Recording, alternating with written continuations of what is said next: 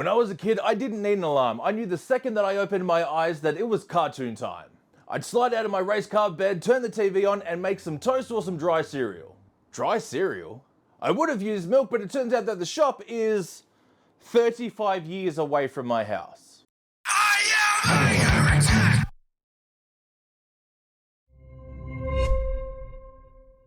The 90s were absolute peak television. Dragon Ball Z, Sailor Moon, Gargoyles, Mummies Alive, X-Men, Batman, Batman Beyond, Captain Planet, Biker Mice from Mars, and of course, Beast Wars. But as you get older, interests change. When I hit those teenage years, I found basketball, music, and Warhammer. But now I'm so old that the candles are more expensive than the birthday cake, it's time to infuse a little nostalgia. So we're gonna grab a Wraithlord kit and the Agridon Lancers and kit bash a Megatron that would work in an Eldar Exodite army. For this one, I'm going to try and just use these two kits by themselves, and spoilers, I absolutely did. Since the bulk of Megatron is going to be made up with the Wraithlord kit, I'm just going to go ahead and put together all the bits that I can, so mainly just the torso. After thinking about it for a while and breaking down all the parts that I needed and how I was going to go about it, I just simplified everything back to a basic frame, and the Agridon bits are going to be the accents. But the most difficult part of this was going to be figuring out the legs. Working out how they're going to attach and where I've got to cut. I decided to use the shin as the thigh to try and bulk out the leg a little bit more. But the downside of this means that I had to cut out the kneecap so I could put it the right way up and it actually fit properly into the spot that we needed it. Many repressed memories later. Yes, I know hobby saws exist, I don't fucking have one. But just like finding alternative tools and parts, sometimes you have to make concessions with the idea of the outcome too. It's easy to get carried away with the perfect world idea of what you want to happen. But realistically, there are limitations, whether that be financially based, skill based, or just parts that actually exist. And 3D printing is not the answer to everything. This would have been a much shorter video if I just printed out a Megatron. To try and bulk out the legs and combat that weird curve that the top of the thighs have, I bent the Wraithguard hip plates to try and fill out the silhouette in that spot. Not feeling great about the legs, so I'm just going to go ahead and start with the arms. If you're unfamiliar with Megatron from Beast Wars, he was basically a T-Rex that transformed into a robot. But the coolest part about his design was one of his hands was a T-Rex head.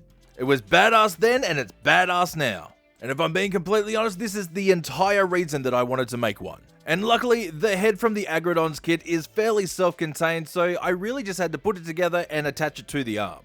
In the show, his tail was the other arm. This was a little bit more involved, but it was still fairly straightforward. All I had to do was clip back just a little bit of the tail to get rid of the extra length, and I could just seat the arm in there. One of the cool parts about basing this idea on a transformer is when they transform, you actually see all the parts from the form that they had previously. So strategically leaving a few gaps and plates that are hanging out actually helped to sell the effect like it was transformed from something else. Which is incredibly helpful because I am not that great with green stuff. Then after gluing in the arms, the entire midsection is completely finished. So buy some games at Army Painter or at In Games. That's Australian, use the code Heresy5, get a little discount and buy some games at Army Painter.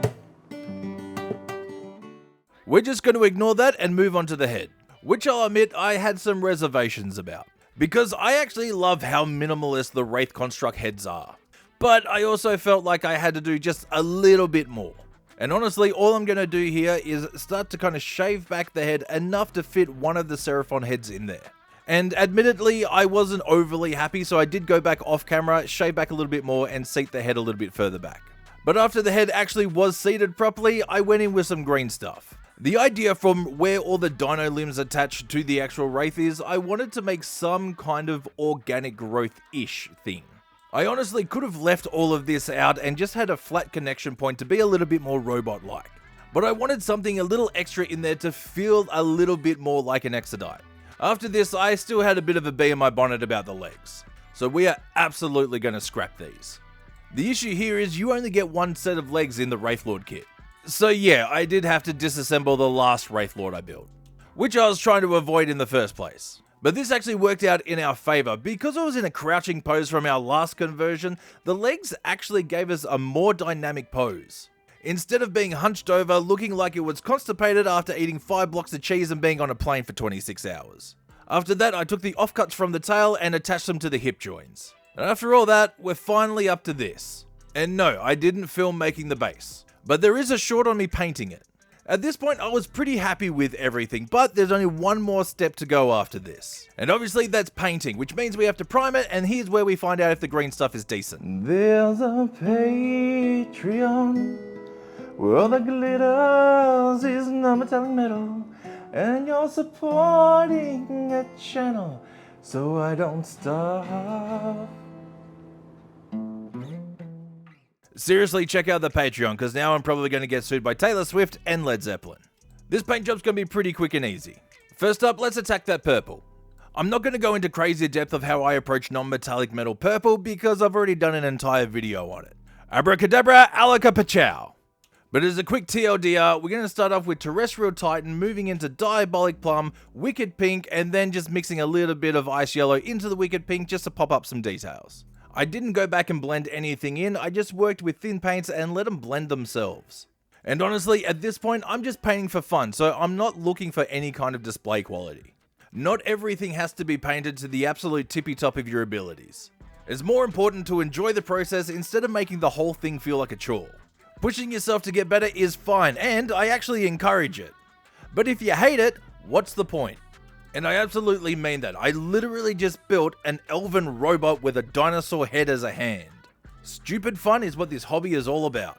And with that in mind, I'm just going to do some super simple black armor. Starting from the black primer, I'm just going to build up to the darkness and somewhat wet blend in just to kind of fade it out into a gradient a little bit. And then as a step up, I'm going to do the same with Deep Ocean Blue. That's it, that's the whole black. And the dino skin is going to be just as simple.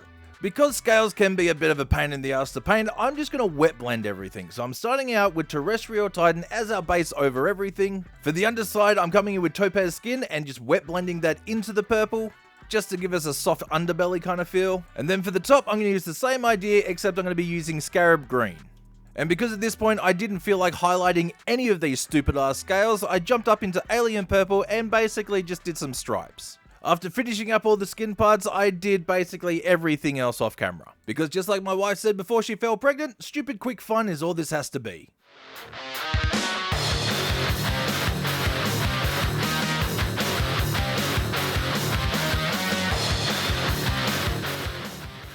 This is something that I've wanted to do for a very long time.